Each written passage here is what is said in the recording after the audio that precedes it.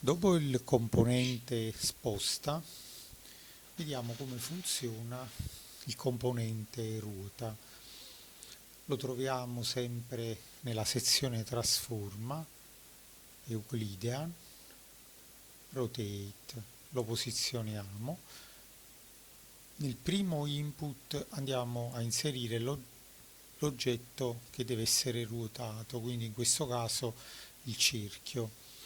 Ora creiamo un number slider per l'angolo, quindi number slider, solo numeri naturali che vanno da 0 a 360. Confermiamo con ok e colleghiamo l'angolo. Però collegando l'angolo notiamo che variando l'angolo il cerchio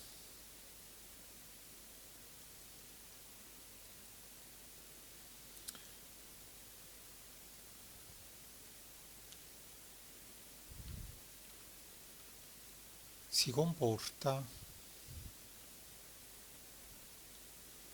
diciamo, in una maniera strana. Questo perché? Perché l'angolo deve essere convertito in radianti, quindi tra il valore dell'angolo e l'angolo, doppio clic rad, inseriamo i radianti, colleghiamo l'angolo ai radianti e colleghiamolo qui.